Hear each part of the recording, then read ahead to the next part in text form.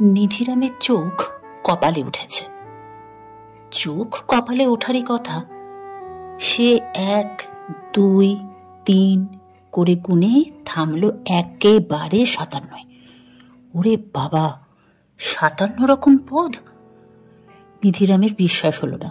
সে আবার গুনল। না, গোনার ভুল হয়নি। মোট 57 রকমের পদ সাজিয়ে তাকে মধ্যাহ্নভোজ দেওয়া হয়েছে। থালা ঘিরে সারি সারি বাটি। জীবনে এত পদ চেখে দেখা তো দূরের কথা, কোনোদিন চোখেও দেখেনি নিধিরাম। সে একজন দরিদ্র মানুষ। খাবার সময় দুটো পদও জোটে না। আগের সেটুকু জুটত না। সারা দিন না খেয়ে থাকার পর 1 ঘটি জল খেয়ে রাতে ঘুমোতে যেত। মাস 6 হলো একটা কাজে লেগেছে, তাতেই অবস্থা বদলেছে খানিকটা। ডাল ভাতটুকু অন্তত জুটছে, তবে অবস্থা অনেক বেশি বদলাতে পারত। নিধিরামই তাতে রাজি হয়নি। লোকে শুনলে বোকা বোকা বলবে, বলাই উচিত। গত 6 মাস হলো নিধিরাম যে নতুন কাজটা করছে, সেটা 5টা চাকরির মতো নয়। এই কাজ করবে কি না তা নিয়ে গোড়ায় দ্বিধা ছিল, ভয়ও পাচ্ছিল, কিন্তু উপায় ছিল না। তার জমানো টাকা পয়সা কিচ্ছু নেই। বাপ ঠাকুরদাও জমি জমা কিচ্ছু রেখে যায়নি। কাজ না করলে খাবে কি? এর আগের কাজগুলো নানা কারণে টেকেনি। বাধ্য হয়ে রাজি হয়েছে নিধিরাম। কাজটা অদ্ভুত, ঝুঁকি আছে, আবার খাতিরও আছে। নিজের ভয় আছে, আবার তাকেও লোকে ভয় পায়। কখনো কখনো মজাই লাগে। তার মতো গরিব গুব্বো রোগা প্যাংলা একজনকে কেউ ভয় পাবে কেন? খাতিরই বা করবে কি কারণে? কারণ আছে। নিধিরাম ডাকাত পানু সর্দারের হয়ে কাজ করে। পানু সর্দার এমন ডাকাত যে নাম শুনলে হাঁটু কাঁপে না, এমন হাঁটু এ তল্লাটে পাওয়া মুশকিল। কাঁপুনি মাঝে মধ্যে মারাত্মক হয়, 2-3 দিনেও থামতে চায় না। সে লোকের হয়ে কাজ করা তো চারটিখানেক কথা নয়। পানু সর্দার নিজেই নিধিরামকে খবর পাঠিয়েছিল। সে নিজেই ডেরায় কাউকে ডেকে পাঠালে তার অবস্থা কঠিন হয়ে যায়। গোবেচারা নিধিরাম সেই ডাক পেয়ে অবাক হলেও ভয় পায়নি। কেন ভয় পাবে? ডাকাতি তো দূরের কথা, তার কাছে ছিঁচকে চোরও চুরি করার মতো কিছু নেই। সে ঘরে থাকে, সে ঘরের দরজা ভাঙা, চালার খানিকটাও ঝড়ে উড়ে গিয়েছে। সেই চালা সারানোর মতো পয়সা নেই। থাকার মধ্যে আছে একটা নড়বড়ে তক্তপোষ আর একটা মাটির কুঁজো। চোর ডাকাত কি নেবে তার কাছ থেকে? পানু সর্দার গোফে পাক দিয়ে বলল, হ্যাঁ রে নিধি, আমার সঙ্গে কাজ করবি? এবার নিধিরাম ঘাবড়ে গেল, খামতে শুরু করলো। ডাকাত সর্দার বলে কি? তার সঙ্গে কাজ করবে মানে? এমন রোগা প্যাংলা চেহারা নিয়ে ডাকাত দলে যোগ দিতে হবে? সে ডাকাতি জানেই বা কি? ঘোড়ায় চড়তে পারে না, রনপা পরে ছুটতে জানে না, লাঠি চালাতে পারে না, এমনকি কাউকে জোরে ধমকও দিতে জানে না। এসব ছাড়া ডাকাত হওয়া যায়? তার উপর ডাকাতি তো কোন ছাড়, সামান্য হাত টানেরও অভ্যেস তার নেই। কেউ হিসেবে ভুল করে 2 পয়সা বেশি দিয়ে ফেললে ফেরত না দেওয়া পর্যন্ত মনের ভিতর হাঁক পাক করে। রাতে ঠিক মতো ঘুম হয় না। সে কি করে ডাকাত হবে? পানু সর্দার বলল, কি হলো, চুপ করে আছিস কেন? কাজ করবি আমার সঙ্গে? নিধিরাম হাতে চেটু দিয়ে কপালের ঘাম মুছে বলল, সর্দার, আমি ডাকাতির তো কিছুই জানি না। চেহারা দেখেছেন তো, সাহসও নেই মোটে। রাতে ঘরের বাইরে খুঁটখুট আওয়াজ শুনলে চাদর মুড়ি দিই। পানু সর্দার ধমক দিয়ে বলল, চুপ কর। তুই কি পারিস আর কি পারিস না আমার জানা নেই ভেবেছিস? খবরাখবর না নিয়ে আমি কাউকে ডেকে পাঠাই না। তোকে দলে থাকতে হবে না, তুই কাজ করবি একা। নিধিরাম আরো ঘাবড়ে গিয়ে বলল, একা? একা ডাকাতি করলে কি করে করব? সে তো আরো বড় বিপদ। একা একা ডাকাতি করা যায় না। পানু সর্দার এবার দাঁত কিরমিরিয়ে বলল, এ তো দেখছি বিরাট আহাম্মক, আর একটা বাজে কথা বললে কচাত করে গলা কেটে দেব। জানিস, আমার এখানে মুন্ডু রেখে কতজন বাড়ি ফেরে সে হিসেব আছে। বেশি কথা আমি পছন্দ করি না। নিধিরাম মাথা নামিয়ে বলল, ভুল হয়ে গিয়েছে সর্দার, তবে ভূতে ভয় পেলেও মুন্ডু চাওয়ার ভয় নেই আমার। আমার মুন্ডু আপনার কোনো কাজে লাগবে না সে আমি জানি। পানু সর্দার আর হাসি চেপে বলল, আমি খবর নিয়ে দেখেছি, তুই মানুষ ভালোই, লোভ টোভের বালাই নেই, শুধু যা একটু খেতে ভালোবাসিস, সে তো আমিও বাসি। তোর ভয় ডর তো তেমন নেই শুনেছি, নিজের চোখে দেখতে পাচ্ছি। যার লোভ নেই তার ভয় ডর থাকারও কথা নয়। সে যাই হোক, কাজের কথায় আসি, তুই আমার দূত হিসেবে কাজ করবি। নিধিরাম বিস্ফারিত চোখে বলল, দূত?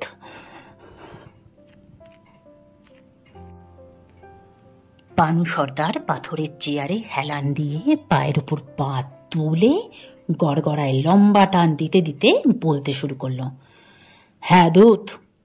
বুঝলি নিধিরাম, দিনে দিনে কেমন যেন বদলে যাচ্ছি। অনেক ভেবে দেখলাম না জানিয়ে ডাকাতি করা ওকে মানায় না। ওসব শীত কাটা ছিঁচকে চোরের কাজ, লুকিয়ে যায় লুকিয়ে পালায়। যার ভয়ে 50টা গায়ে বাঘে হরিণে একসঙ্গে হাডুডু খেলে, তাকে ছিঁচড়ে চোর হওয়া ঠিক মানায় না, কি বলিস? তাই ঠিক করেছি এবার থেকে যেখানে যাব আগে ভাগে জানিয়ে যাব, আর সেই জানানোর কাজটা তুই করবি। মুখবন্ধ খামে আমার চিঠি নিয়ে যাবি। সেই জমিদার বাড়িতে হোক কি কাপড়ের গুদামি হোক, স্বর্ণ অলংকারের দোকানেই হোক, তুই দিন কয়েক আগে গিয়ে আমার চিঠিটা দিবি। সে চিঠি পড়ে তারাও জানবে কবে আমি দলবল নিয়ে যাচ্ছি, তৈরি থাকবে। নিধিরাম নিজেই ভয় পেয়ে গেল, বলল, সে কি সর্দার, আগে থেকে বললে তারা আমাকে সেপাই রেখে লাঠি সোঁটা নিয়ে তৈরি থাকবে যে ডাকাত দলকে ছেড়ে কথা বলবে না? পানু সর্দার এই কথা শুনে শরীর কাঁপিয়ে হাসতে থাকে। হাসা শেষ হলে বলে, আমি তো তাই চাইছি, ভিতর মতো লুকোচুরি নয়, সামনাসামনি লড়াই হবে। আমিও তৈরি হয়ে যাব, তবে মনে হয় না সেই সাহস কেউ পাবে। যাক, সে তোর ভাবার বিষয় নয়, তুই কাজটা করবি কিনা বল। দূতের কাজ কঠিন কাজ, মনে জোর থাকতে হয়। লোভ দেখে সেই মন কেউ ভাঙতে পারবে না, ভয় দেখে মচকাতেও পারবে না। তোর সেই ক্ষমতা আছে। এই কাজে কিন্তু মজাও আছে। তোর মতো রোগা পাতলা ছাপোষা লোককেও দেখবি সবাই কেমন মান্যি গণ্যি করছে, খাতির যত্ন পাবি, ভালো মতো খেতে দেবে। আর যদি মারধর দেয়? ডাকাত পানু সর্দার থমথমে মুখে বলল, বোকার মতো কথা বলবি না, দুধকে কেউ মারধর করে না, নিয়ম নেই। তারপরেও যদি কেউ দিয়ে ফেলে, তার কপালে দুর্ভোগ আছে, তার বাড়িতে ডবল ডাকাতি হবে। যাই হোক, দুধগিরির জন্য কত বেতন নিবি? ডাকাতের বখরাও দিতে পারি, দুবেলা ঠিক মতো খাওয়া দাওয়া তো জোটে না শুনেছি। ডাকাতির ভাগ নিয়ে এবার থেকে পোলাও কালিয়া খাবি, ভাঙা ঘরেও আর থাকতে হবে না, পাকা ঘর বানাবি, কদিন পরে চলাচলের জন্য একটা ঘোড়াও কিনে নিবি। ডাকাতের দুধ বলে কথা, হাঁটাহাঁটি ভালো দেখায় না। নিধিরাম মাথা চুলকে বলল, এটা হবে না সর্দার, ডাকাতির বখরা নিতে পারবো না। ডাকাতির পয়সায় ভোগ বিলাসিতাও ধারে সইবে না, পোলাও কালিয়া খেতেও চাই না। আমার ভাঙা ঘরে আমার ভালো, ঘোরাতেও কাজ নেই। যতদিন দুটো শক্ত পা আছে ততদিনই হেঁটে ঘুরবো। দুবেলার ডাল ভাত খেতে যেটুকু পয়সা দরকার তাই দেবেন, ওতেই হবে, তার বেশি নিতে পারবো না।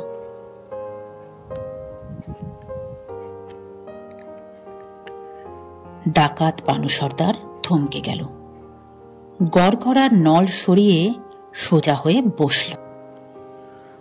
মোটা ভুরু কুঁচকে বেশ খানিকটা সময় ধরে তাকিয়ে রইল নিধিরামের দিকে। তারপর চাপা গলায় বলল, তুই তো আচ্ছা বোকা, হাতের সোনা দানা পায়ে ফেলছিস, নাকি ডাকাতের দুধ হইতে মন চাইছে না? নিধিরাম একটু চুপ করে থেকে বলল, আপনি রাগ না করলে বলি সর্দার, কথাটা আপনি ভুল বলেননি। অন্যের বাড়ি ঘর লুটে পুটে সায় দিই কেমন করে? তবে আপনার যেমন উপায় নেই, আমারও উপায় নেই। কিছু একটা তো করতে হবে। আপনাকে পোলাও খালিয়া খেতে হবে, আমারও ডাল ভাত চাই। আপনি করবেন ডাকাতি, আমি হব আপনার দূত। কাজ করব, এমন কোনো কাজ তো আর হাতে নেই। আপাতত এটাই করি। ডাকাত পানু সর্দার ফের চেয়ারে হেলান দিয়ে বেশ খানিকটা সময় থম মেরে রইল। ফোঁস ফোঁস করে নিঃশ্বাস ফেলল কয়েকটা। তারপর অন্যমনস্ক করে হয়ে বলল, কাজ শুরু কর। কে জানে, হয়তো এমন একদিন আসবে যেদিন ডাকাতের দূত হয়েও তোর আনন্দ হবে। মাস 6 অপেক্ষা কর। নিধিরাম বলল, 6 মাস বাদে কি হবে? ডাকাত সর্দার চোখ মুখ পাকিয়ে ফোঁস করে উঠে বলল, কি হবে আমি কেমন করে বলবো? আমি কি গণৎকার, হাত গুনি? যা হবে দেখতেই তো পাবি। এখন ভাগ এখান থেকে। নিধিরাম সেদিন চিন্তিত মনে বাড়ি ফিরেছিল। 6 মাস পরে আনন্দ হবে কথাটার মানে কি? তবে কি সর্দার শেষ পর্যন্ত তাকে লোভের প্যাঁচে ফেলবে ভাবছে, নাকি জোর করে ডাকাতির সোনা দানার ভাগ নিতে বলবে? ভাগ না নিলে হয়তো ডেরায় ঢেকে কচাত করে মুন্ডু কেটে নেবে। বলা যায় না, 6 মাস পরে লাঠি চালানো আর উঁচু রন পায়ে হাঁটা শিখিয়ে সরাসরি দলেও ঢুকিয়ে নিতে পারে। নিধিরাম ঠিক করল, তেমন কিছু হলে এ তল্লার ছেড়ে পালাবে। তাতে যদি জল খেয়ে দিন কাটাতে হয় তাই কাটবে। ঘণ্টা 3 হলো কাশিমগড়ের জমিদার বাড়িতে পৌঁছেছে নিধিরাম। পথ কম নয়, পাক্কা 1.5 দিনের হাঁটা। কাল একটা গ্রামে রাত কাটাতে হয়েছে। অসুবিধে হয়নি, গ্রামের মানুষ ভালো, যত্ন আত্তি করে সকালে চিড়ে মুড়ি খেয়ে বেরিয়েছে। তবে সে খাবার হজম হতে আর কতক্ষণ? বেলা বাড়তেই পেট চুই চুই। জমিদার বাড়ির সিংহ দরজায় পৌঁছে নিধিরাম দেখে মস্ত লাঠি হাতে দারোয়ান দাঁড়িয়ে, মাথায় পাগড়ি, যেমন সব জমিদার বাড়িতেই থাকে। নিধিরাম নিজের পরিচয় জানাতে মাটিতে লাঠি ঢুকে দাঁত কিড়মিড় করে দারোয়ান বললে, বেটা ফাজলামি করস, পিঠে 2 ঘা দিলা ফাজলামি ছুটবো, ডাকাতের দুধগিরি বেড়াইয়া যাব গিয়া। নিধিরাম তখন কাঁধের ঝোলা হাতরে চকচকে পিতলের চাকতিটা বার করল। এই চাকতিটাই হলো নিধিরামের পরিচয়পত্র। গোলপানা চাকতির মাঝে একটা হাড়ির মতো বড়সড় মুখের ছাপ। কার মুখ বোঝা যাচ্ছে না, তবে সেই মুখে ইয়াব বড় পাকানো একটা গোঁফ রয়েছে, সেটা বোঝা যাচ্ছে। পিতলের এই চাকতির কথা এই তল্লাটে সবাই জানে। জমিদার বাড়ির দারোয়ানের মুখ ফ্যাকাশে হয়ে গেল। হাতের লাঠি ফেলে ভিতরের দিকে দৌড় দিল। নিধিরাম নিশ্চিন্তে সিংহদুয়ার পেরিয়ে জমিদার বাড়িতে ঢুকে পড়েছে। এই ঘটনায় সে অভ্যস্ত। এমন ভয় পেয়ে দৌড় দেওয়ার ঘটনা গত 6 মাসে অনেক দেখেছে। সে ঘুরে ঘুরে জমিদার বাড়ির বাগান দেখতে লাগলো। কিছুক্ষণের মধ্যেই বাড়ি থেকে জমিদারের নায়েব মশাই 4-5 জনকে নিয়ে শশব্যস্ত হয়ে বেরিয়ে এলেন। নায়েব মশাইয়েরও মুখ শুকিয়ে আমসি। হওয়ারই কথা, পানু সর্দারের দুধ বাড়িতে এসে মুখ তো আমসি হবেই, ঘন ঘন জল তেষ্টাও পাবে। নিধিরাম হাত জোর করে অতি বিনয়ের সাথে বললেন, আমি নিধিরাম, পানু সর্দারের কাছ থেকে আসছি। আশা করি পানু সর্দারের কথা আপনারা শুনেছেন। নায়েব মশাই তাড়াতাড়ি বললেন, ওরে বাস, শুনবো না? কে না চেনে তাকে? 20 বছর আগেও এই বাড়িতে একবার দলবল নিয়ে ঘুরে গিয়েছেন উনি। নিধিরাম নরম গলায় বলল, জমিদার মশাইয়ের হাতে সর্দারের লেখা একটা চিঠি পৌঁছে দিতে চাই, অনুমতি পেলে তার সঙ্গে দেখা করি। নায়েব মশাই ব্যস্ত হয়ে বললেন, বুঝতে পেরেছি, জমিদার মশাইয়ের সঙ্গে অবশ্যই দেখা করবে। হাতে নিশ্চয়ই চিঠি দেবেন। তার আগে পথের ক্লান্তি দূর করুন, স্নান খাওয়া দাওয়া করুন, বিশ্রাম নিন। বিকেলের পর শান্ত মনে দেখা করতেই হবে, তাড়াহুড়োর কিছু নেই। নিধিরাম খুশি হলো। পেটের অবস্থা কঠিন, খিদে তো আর ডাকাত সর্দার বা জমিদার মশাই মানে না। এতটা হেঁটে হেঁটে গায়ে হাত পায়ে ব্যথাও হয়েছে। ছোটখাটো একটা দিবানিদ্রার প্রয়োজন। সে ঘাড় নেড়ে সম্মতি জানাতে জমিদার বাড়িতে আর এক দফা ব্যস্ততা শুরু হলো। নিধিরামের জন্য ঘর খুলে দেওয়া হলো, স্নানের জন্য দিঘির ঘাটে তেল সাবান গামছা দেওয়া হলো, জল চৌকি পাতা হলো, গা দলাই মালয় করার লোক এলো, রান্নাঘরে শুরু হলো বিশাল তোড়জোড়। স্নান সেরে খেতে এসে 57 রকম পদ দেখে নিধিরাম বলল বিপদে, কি করবে বুঝতে পারছে না। এগিয়ে এলেন রান্নার ঠাকুর মশাই। ধুতি মালকোচা মেরে পড়া, গায়ে গামছা জড়ানো, মাথার পিছনে লম্বা একটা টিকি দুলছে। আরে সামান্য এই কটা পথ দেখে ঘাবড়ে যাচ্ছেন দুধ মশাই? নিধিরাম ঢোক গিলে বলল, একে সামান্য বলছেন? রান্নার ঠাকুর মশাই হেসে বললেন, সামান্য ছাড়া কি, উৎসবে পার্বণে এ বাড়িতে পদের সংখ্যা 100-রও বেশি ছাড়িয়ে যায়। দুপুরুষ আগে জমিদার বাড়ির মেয়ের বিয়েতে 147 রকমের পদ হয়েছিল, ভাজা হয়েছিল 17 রকম, মাছের পদ ছিল 42 রকমের, না 42 না 43 রকমের, মিষ্টি ছিল 51 ধরনের। নিধিরাম হাই হাই করে ওঠে, হাত তুলে বলে, ঢের ঢের হয়েছে ঠাকুর মশাই, ঢের হয়েছে, দয়া করে আর বলবেন না, শুনেই পেট ফেটে যাচ্ছে। এত খাবার আমার জন্য বানিয়েছেন দেখে আমি কৃতজ্ঞ, কিন্তু কাজে বেরিয়ে তো আমি কিছু খাই না, শুধু ডাল ভাত খাই, সঙ্গে একটা লেবু যদি দেন।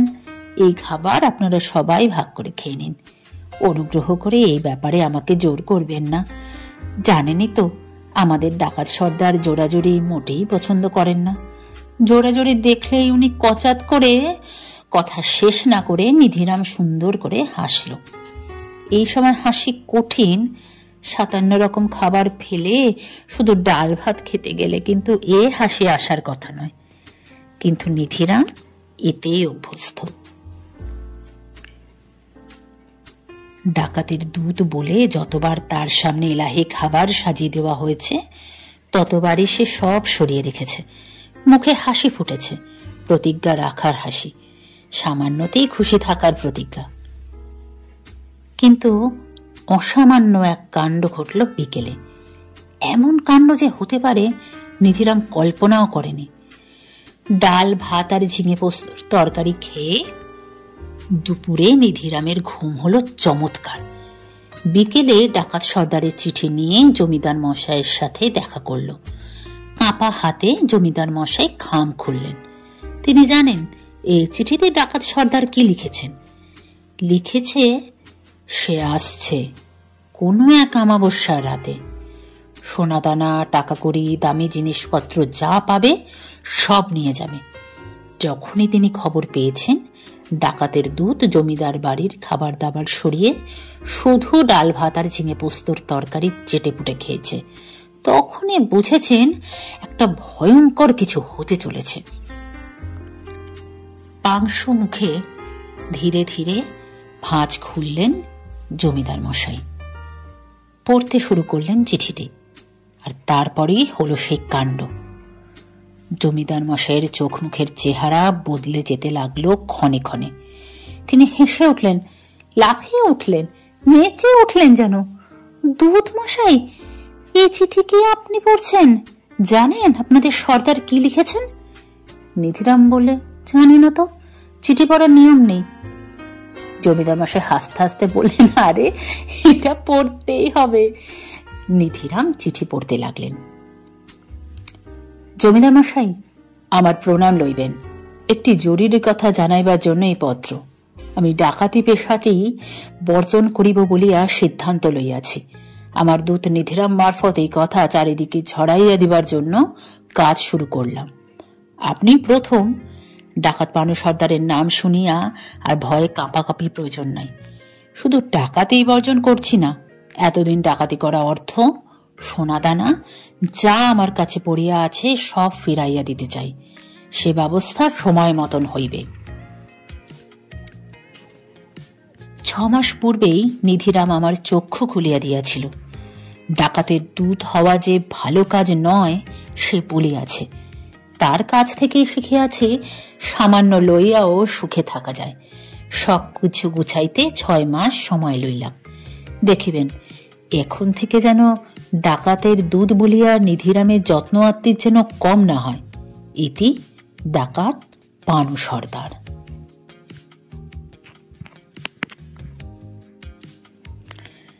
নিধিরাম বুঝতে পারল তার হাঁটু কাঁপছে। ভয়ে মানুষের হাঁটু কাঁপে, আনন্দেও কি কাঁপে?